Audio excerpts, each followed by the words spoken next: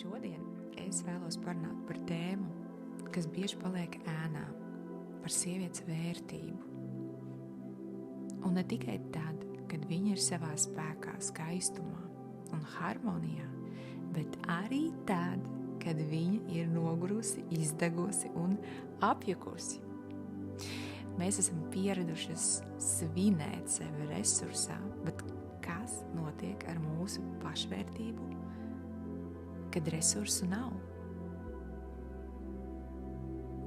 Mūsdienu kultūrā ļoti bieži tiek idealizēta versija par spēcīgu sievieti, vienmēr produktīvu, skaistu, mierīgu, mirdzošu. Un jā, tā ir daļa no mums. Tā ir daļa, kuru mēs jūtam, kad esam atpūtušās, sazemētas, iedvesmotas. Bet kas notiek tajās dienās, kad nav spēka, kad ķermenis saka stop, kad emocijas uzvirmo, kad nespējam izdarīt neko, tikai būt? Vai tajos brīžos sieviete var kļūt mazāk vērtīga? Nē, absolūti nē. Sievietes vērtība nav mainīgs lielums. Tā nav atkarīga no sasniegumiem, statusa, izskata vai enerģijas līmeņa. Tava vērtība vienmēr ir klātesoša, pat tad, kad tu to nedzirdi. Kad tu esi resursā, tu dod, tu staro, bet kad tu neesi resursā, tu mācies, tu ielpo, un tu esi ceļā atpakaļ pie sevis. Šie abi stāvokļi ir ļoti dabiski un vajadzīgi. Abi ir daļa no cikla. Tie ir kā ielpa un izelpa, kā gaisma un kā ēna. Un tu drīksti apstāties, tu drīksti neko nedarīt, tu drīksti nezināt, un pat tad tu esi mīlestības vērta un tu esi vērtīga. Mēs tik bieži uzliekam sev spiedienu būt labākajai versijai katru dienu, bet patiesībā tava vērtīgā versija ir arī tā, kas ir īsta, kas elpo, jūt, kļūdās, pieceļas. Un reizēm tieši tajos brīžos, kad nejūties resursā, tu esi visautentiskākā, visatklātākā, visdzīvākā. Tāpēc es šodien tevi aicinu ieklausīties sevī un būt pret sevi ar tādu kā maigumu. Ja jūties tukša, tas ir aicinājums piepildīties. Ja jūties nogurusi, tā ir zīme, ka tu esi daudz devusi.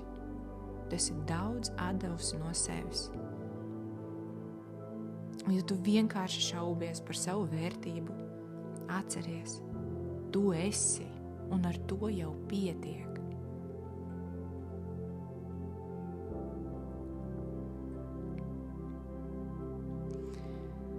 Paldies, ka klausījies. Sievietes līdzsvars ir stāsts par to, ka sieviete nav perfekcija. Tas ir ritms, elpa, dziļums, miers, stabilitāte un tajā pašā laikā haoss. Un mēs drīkstam būt tādas, kādas mēs vēlamies būt.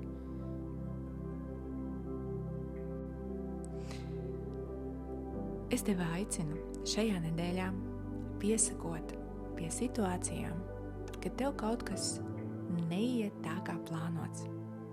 Kāda ir tava reakcija, kāda ir tava pieņemtība pret sevi?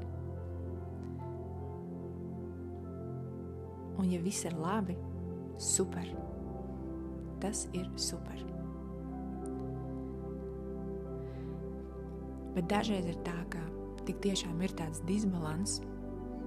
Un ziniet, kā es pasāku darīt? Braucot uz ceļojumu, uz kādu foršu vietu, tad, kad tev ir reāli superīgi pēc sajūtām, es paņemu un ierakstu sev rekordu. Un tas ir domāts man tajos brīžos, kad man nav resursi. Un ko es tur runāju? Es sev stāstu no šī pilnā resursa, kas man ir, lai es sev nekad nepārstāju ticēt. Viss ir ļoti ritmiski. Un ja mums būtu tikai labais, mēs to nevarētu tik labi novērtēt, kā tad, ja mums balansā ir netik labais. Un tāpat, tad, kad tu jūti sevi resursā, tu vari uzrakstīt sev arī rakstiski, piemēram, rīta lapās, tekstu, kurā tu tici sev, ka tev viss izdosies, un tu to vari pārlasīt tad, kad tev ir vajadzīga sava motivācija, jo neviens tevi nevar tik labi motivēt, kā tad, kad tev ir kontakts pašai ar sevi, pie jebkādiem apstākļiem, pie jebkādām vētrām situācijām dzīvē. Paldies, ka